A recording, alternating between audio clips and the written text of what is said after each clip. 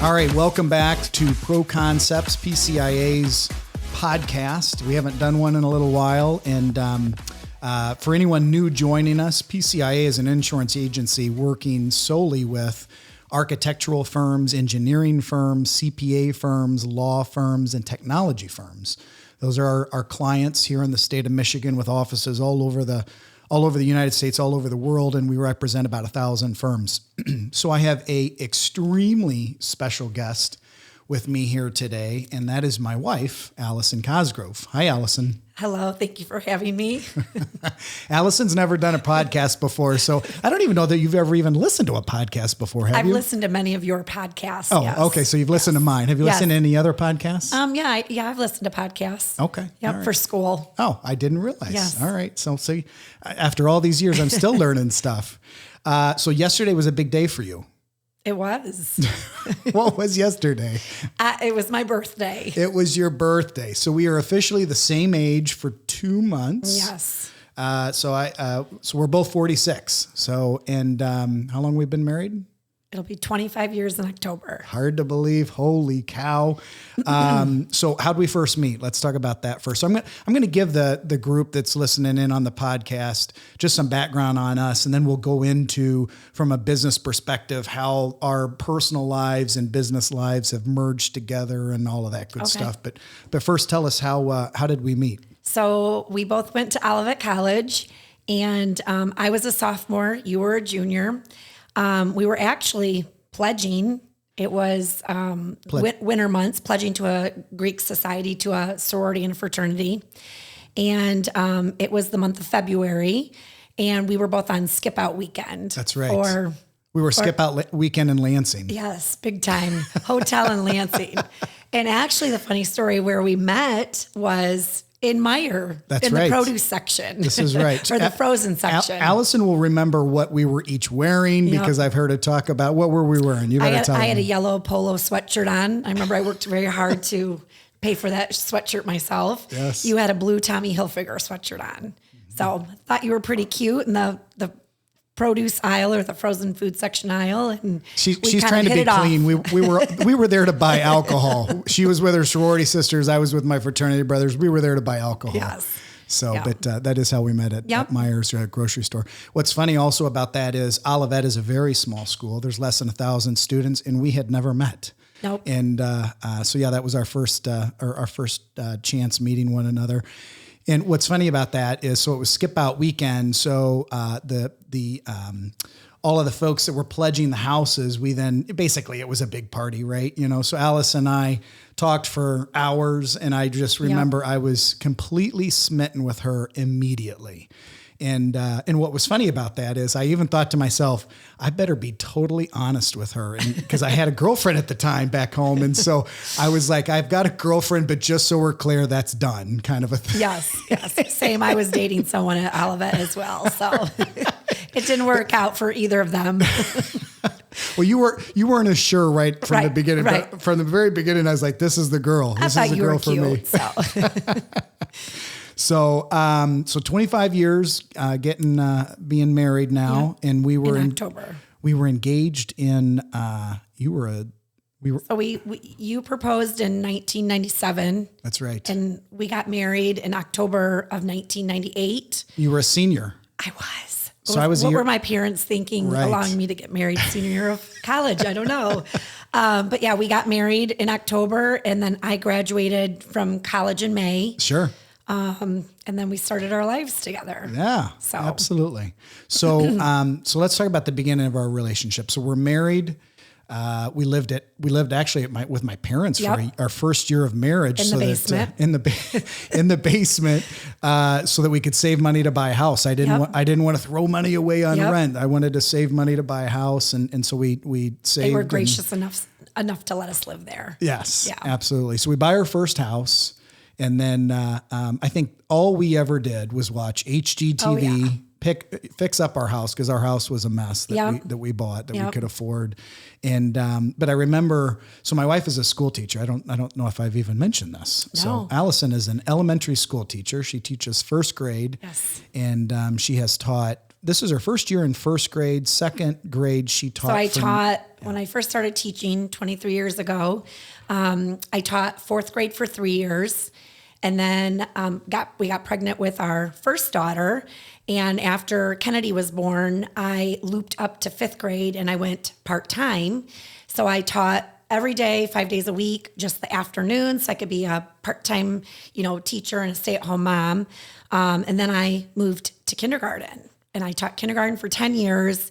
And then I taught second grade for 8 years. And I decided last year, a person who likes zero change at all, decided I wanted to go to first grade. Sure. So this is year 23 for me teaching, and I love every minute of it. So anyone that knows Allison Cosgrove, and by the way, I always call her Allie, but Allison Cosgrove was born, she was made to be a school teacher, and she does a phenomenal job. And I don't just say that because I'm her husband, or that she forced me to. No, she didn't force me to say that. But she was born to be a school teacher. There's no question. So we waited 5 years before we had our first daughter, right? And Alice and I are planners, so we wanted to wait. We wanted to have time to ourselves, and so we waited 5 years to have our first daughter.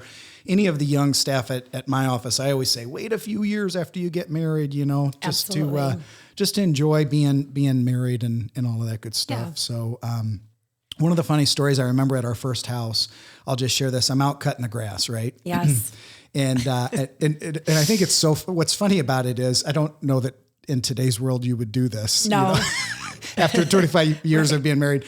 But she looks out the window and she thinks, oh, Mike might need a water. Right. So she brings me I was being a good wife. She was being a great wife. And back when we would eat things like pizza and this and that, she had a pizza in the oven. Yes. She walks out to bring me a glass of water, and what happens?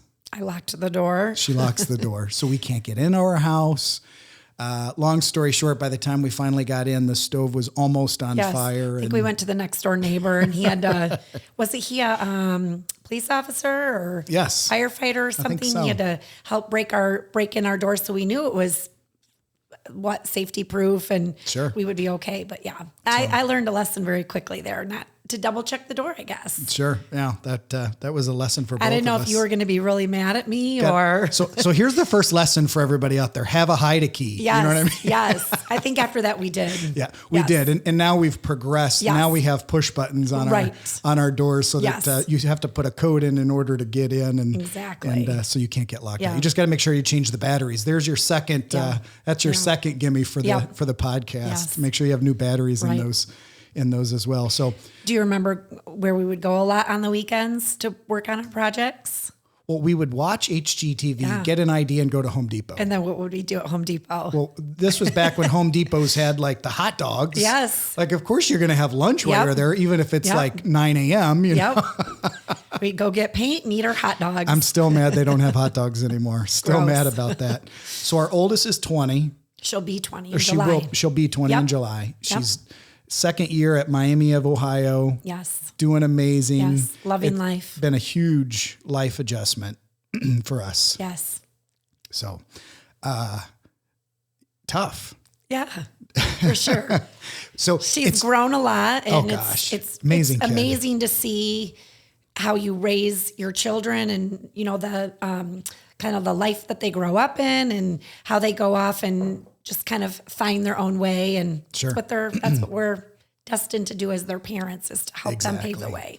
It's it's funny because I've over the years you know people that are can't wait for their kids to leave, and I think we've always been the polar opposite. Like anytime Kennedy's able to come home, because it's like a 4-hour drive, when she leaves, everybody cries. Yep. You know what I mean? And it she gets mad at us. She's like, "Why do you do this?" And she cries too. Yes. And then she's like, "I hate when we do this," but it's hard.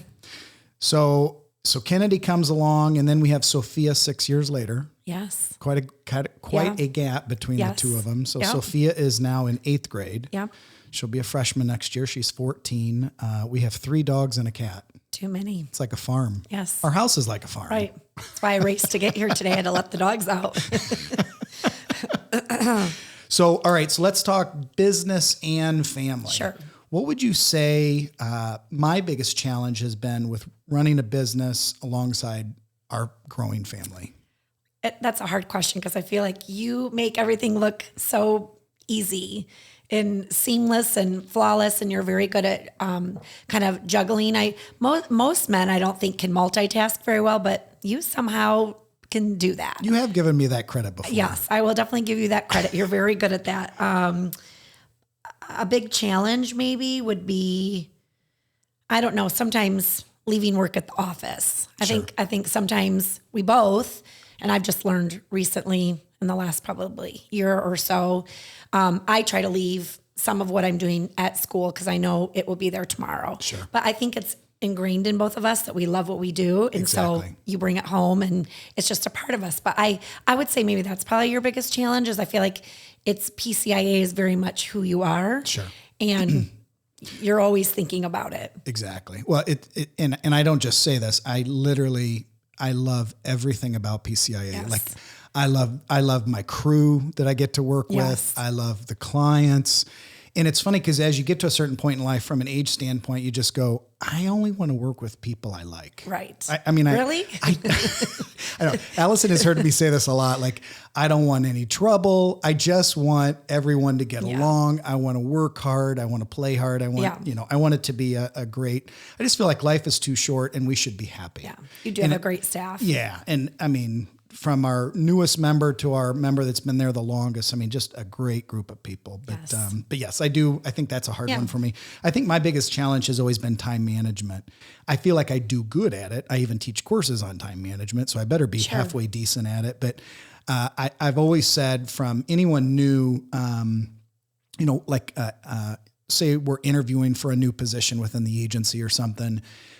Sometimes I've met people that don't go to their kids' events and don't, they've got these families that they don't do things with and they think being a workhorse is more important. And I'm immediately turned off by that type of person. And so my opinion is family comes first. I've always said that with our staff. They go to all their kids' games.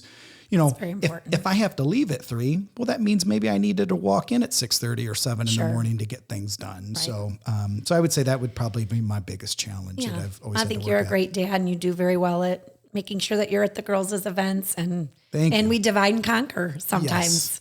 So actually, that's a good segue into the next one. So when you say divide and conquer, what's your biggest misconception before being married compared to 25 years later? Well, I think probably most people think that a relationship is 50-50. Did you read that on my notes? No, I didn't. I did not. But I do. I think most marriages probably think it's 50-50. You do this, you take care of the house and I do the bills or I do this. And I don't think it's really 50-50. I think that in a relationship, you have to help each other out and kind of pick up the slack. Sure. Maybe when one's a little bit more tired, one, runs out and picks up the kids from their sporting event. Sure. So I definitely don't think it's 50-50. I think sometimes maybe you might do more than me and other times I think it's vice versa. Maybe I do things that you wouldn't typically do or know how to do. No offense. So like grocery shopping. Like grocery shopping is definitely one that I can go pick up the bananas and milk if that's all that's on the list. Right.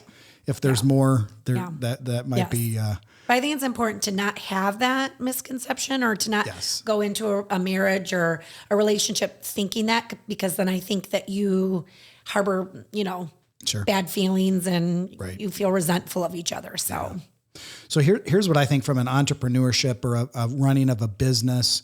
And I've always said this, and my mom actually says this about Allison all the time, that she runs her classroom like a business. I mean, you have a certain way things are done.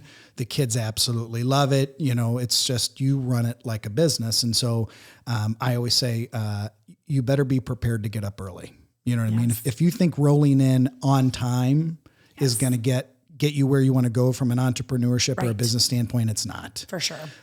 If you're not a morning person, then you better be staying after, and for any young folks that listen in on this podcast, my number one recommendation would be either be the first one to arrive at least one day a week or the last one to leave at least one day a week and let people see that. Yes. You're probably more of the early bird. You're the early bird that gets the worm and I'm more of the night owl. I'll usually stay up late and get things done, but that's where you balance each other out. What's funny is even in college, I mean, this probably isn't going to be surprising to any of my clients that might listen to our podcast. Allison got better grades than Mike did. And I would literally have my work, my papers, whatever it would be due, I'd have it done like 2 weeks in advance.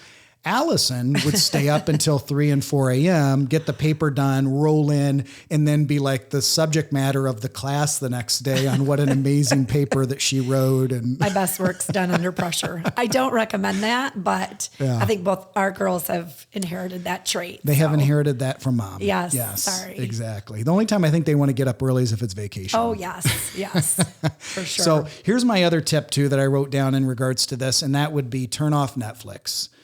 You know, watch the highlights of the sports. Don't watch the whole game. I'm not saying always, but, you know, spend time with people and accomplish things. I mean, if you want to be an entrepreneur and a business person, turn that other stuff off. I look at some things as noise, and don't get me wrong. I've got some great things that I love to watch on Netflix. But turn that noise off and just give yourself the opportunity to accomplish things. All right. So how about future look? So future look, how's the past help shape that for me, for you, for us? What, any thoughts there?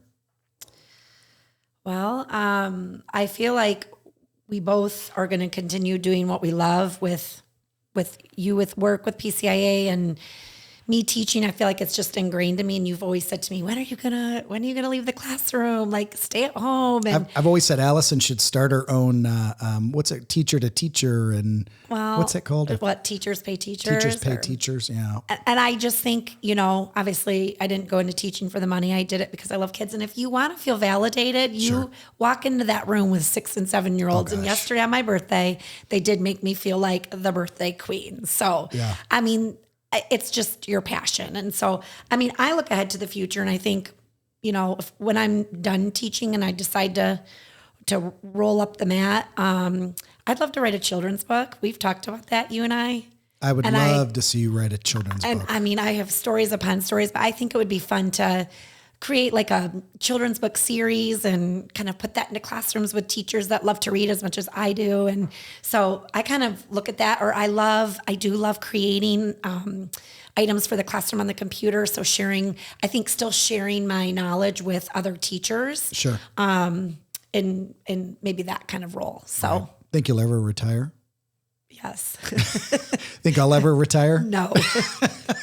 You'll be like Grandpa Adams at 93 years old, still doing something and tinkering around. But so Allison's got a grandfather still alive. He lost his wife about a year ago now. Yeah. And Graham's, you know, God rest her soul, amazing woman. Gramps and I are two kindred souls. Yes. And Gramps is 94, lives on his own. He's on a snowmobile trip right now, I think, as a matter of fact.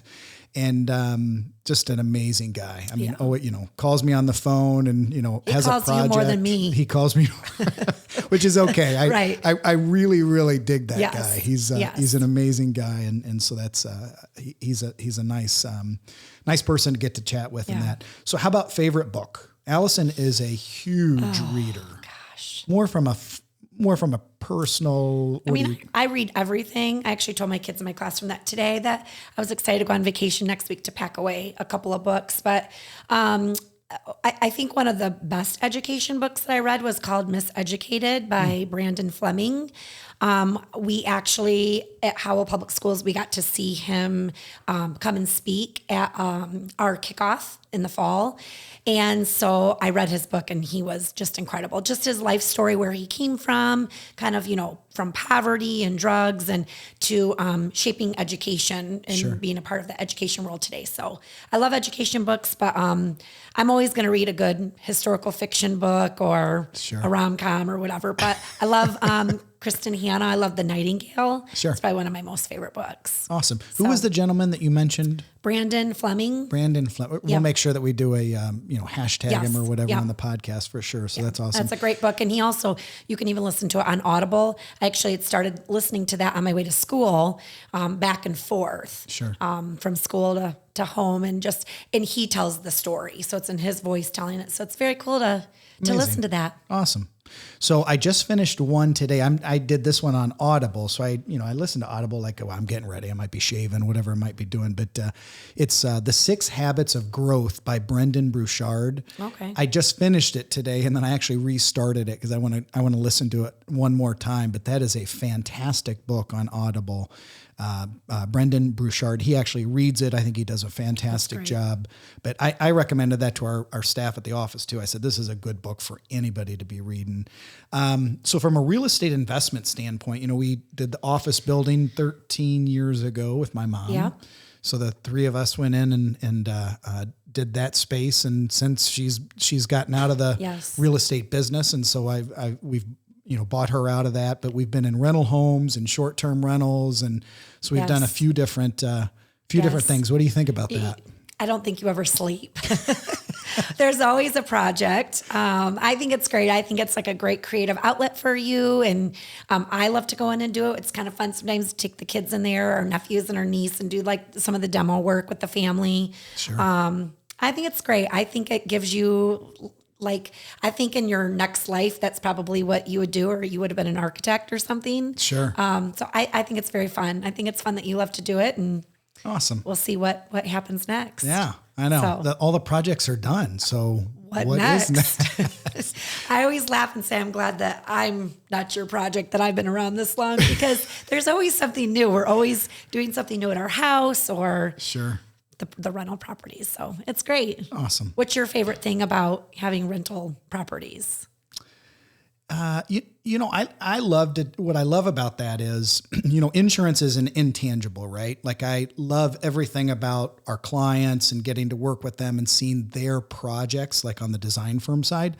Like I love that, but it's intangible on the insurance side, Sure. of course. And so I think with rental properties or the office building, anything like that, you can take something like our most recent one that we just completed, maybe a month at best, maybe 2 months ago. Yeah. The same family owned it since 1951. So incredible. That house has just been transformed. Yes. And it's just a beautiful, I love to take something like that and make it just amazing. And so that's our first business at short-term rentals. Yes. And so, Yeah. so we've got that here in Brighton. But so anything that I didn't ask you about that you want to share, or any good stories that you thought of that you want to make fun of me about while we're on air? Give me a minute. I'll think of something. No, there's no making fun of you. Well, I'm proud of you and our life and our family. And I just think that, you got to work hard and teach our kids that, hard work is something that you have to do. Exactly. Things don't just come easy. So. Yeah. So Allison knows this has been one of the things I've focused on, I don't know, maybe the last 6 months. I don't think it's quite been a year, but is getting more sleep. So there for a long time, I was a big believer in I'll sleep when I'm dead. Like I thought, and that's that is not a good, you get to a certain point in life and you think, all right, that's not good.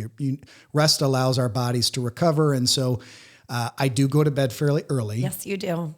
Not like sometime between 9 and 10. You're in bed by like 8:30, but 9. I'm not asleep. You're not asleep, but you're like ready. Between 9 and 10 is when I go to sleep. But I say that only because if you are staying up late watching Netflix and doing all of those things, you're not going to be able to get up early. And then when you do have to get up early, you're not going to be effective. You got to allow your body to rejuvenate itself and heal itself and all of that. So I've been trying to get at a minimum 7 hours of sleep a night, and I'm trying for 8. So that's my thing I'm working on. It's another project. Right. There you go. All right, Allison, thank you for being on the podcast with me. We'll check you next time. So this is PCIA Pro Concepts. If you wanted to reach out to us, our phone number is 800-969-4041. Email is pciaonline.com. My direct line, if you wanted to call me directly, is 810-224-5255. Thank you, and we'll see you next time.